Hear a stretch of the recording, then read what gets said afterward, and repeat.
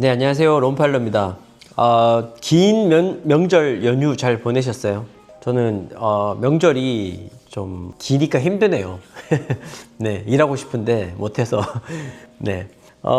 제가 그러니까 명절 전까지 이제 위드 경매학원에서 팀 위드 MPL에서 이제 MPL 채권을 담당하는 이제 JC 인베스트 대부의 대표로서 이제 특강을 좀 했어요. 특강을 해보니까 제가 그동안 유튜브에서 했던 말들이 조금 쉽게 와닿지 않았을까라는 생각이 좀 들었어요. 제가 이야기하는 컨텐츠들이 좋은데 왜 빨리 이렇게 구독자가 늘어나지 않을까 그런 생각을 했었는데 그게 왜일까 고민만 했었지 그거에 대한 피드백을 못 받다 보니까 잘 몰랐었는데 이번에 이제 경매학원에서 수강생분들과 이야기를 해보니 내가 좀 너무 쉽게 말해서 청중들 그리고 저를 구독하시는 분들의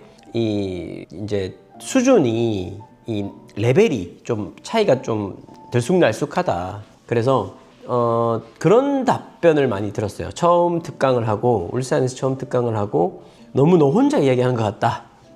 조금 바로 제가 본론으로 들어간 것 같아요. 어렵게 MPL을 제 기준에서의 해석과 MPL에 대한 이야기를 한 것 같아서 좀 피드백을 많이 받았어요. 쉽게 이야기해달라. 그래서 제가 이제 다른 분들의 강의를 좀 봤더니 경매 강의는 그러니까 경매 이야기보다 초심자들에게는 본인의 이야기를 좀 많이 하시더라고요. 그래서 저도 제 이야기를 좀 하면서 MPL에 대해서 다시 좀 쉽게 한번 설명드릴 수 있는 새로운 영상을 한번 찍고 싶다라는 생각을 했고 좀 말씀드려 볼게요.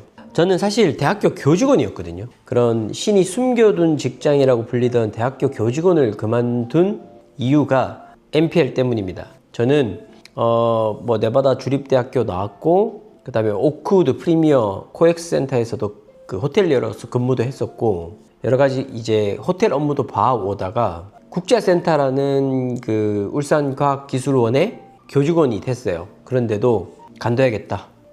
남들이 다 안정적이라고 생각하고 그런 직장을 제가 간둘 수 있었던 거는 사업에 대한 꿈도 컸지만 이 MPL이라는 먹거리가 있었기 때문에 그런 결정을 할 수 있었던 것 같아요. 그래서 처음에는 제가 좀 더 솔직히 말씀드리면 사업을 시작하기 위해서 교직원을 간뒀어요. 어떤 사업이었냐면 자동차가 미국에서 사고가 나면 세비지 차량이 돼요. 이렇게 차량에 엔진을 지지하는 이 크로스 멤버라는 게 있고 그 앞에 전판넬이라는 부품이 있는데 그게 이제 라디에이터 서포터라고 하는데 그 해당 부품이 쿵 찌그러지면 미국에서는 세비지가 되는 반면 국내에서는 단순 교환 차량이 돼요. 부품의 단순 교환 차량이 되다 보니까 이러한 물건을 미국에서 경매로 낙찰받아서 저렴하게 사서 한국에 가져와서 파는 사업을 컨설팅 했습니다. 일종의 아비트라지죠. 재정거래인데 A라는 시장에서 어떤 법적 절차에 의해서 저평가되어 있는 물건을 B라는 시장에 고평가될 수 있는 시장인 B의 시장으로 가져와서 파는 이런 재정거래를 했어요. 근데 환율이 1,400원을 찍고 회사가 어려워졌습니다. 그래서 제가 고민을 합니다.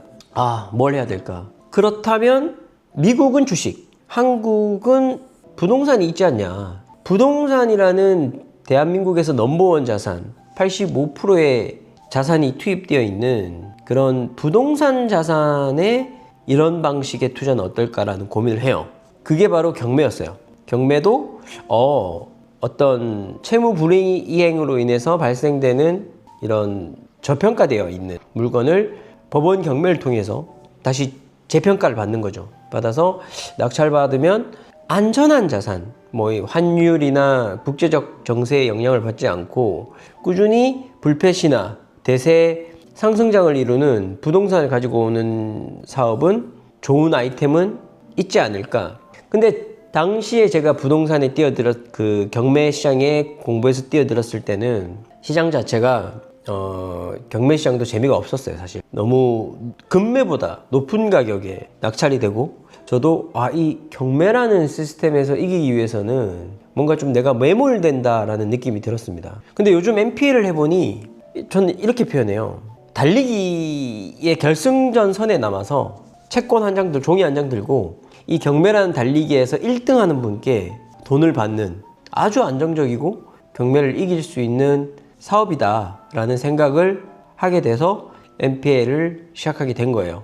그래서 제가 했던 사업과 빗대어서 이렇게 MPL이라는 사업을 하게 됐다라는 말씀을 좀 드렸더니, 그 수강생 분들께서 조금 이해가 된다, 쉽다라고 말씀을 해주셔서 저 유튜브에도 이런 내용을 좀 말씀을 드리고 싶었어요.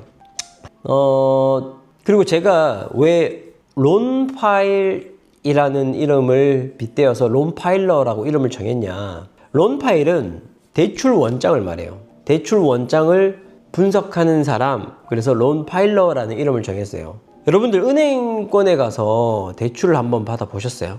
그러면 한번 제가 여기 뽑아놓은 것만 한번 읽어봐 드릴게요. 신분증, 확정일자를 받은 임대차 계약서, 총 임차 보증금의 5% 이상 납부한 지급 영수증 또는 무통장 임차금, 건강보험 자격 득실 확인서, 재직 증명서, 회사, 너가 다니고 있는 회사의 재무 건전성까지 봐요. 심지어 회사에 전화까지 해요.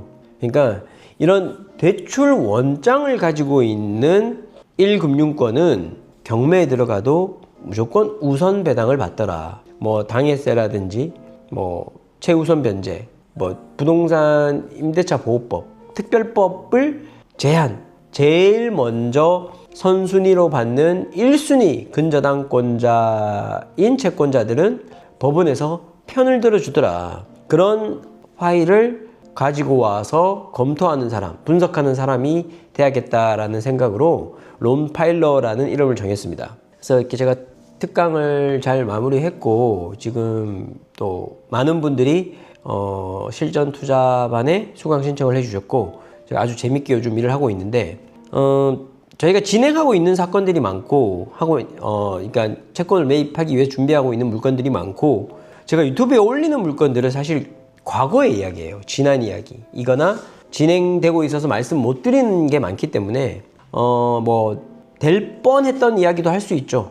그렇기 때문에 유튜브에서는 개념을 가져가시고 퍼블릭하게 공개할 수 없는, 저희가 진행 중인 물건이다 보니까 협상 중이거나 또는 가지고 와서 지금 대출을 받아야 된다든지 1년의 과정에 있는 물건들이다 보니까 저희가 공개하지 못하는 물건들이 많이 있어요. 많이 있으니까 학원 수강을 통해서 저희 실전 투자반에 들어오셔도 되고, 저한테 또 따로 개인적으로 전화 주셔도 됩니다. 경제적 자유, MPL이 답이다. 론파일러였습니다.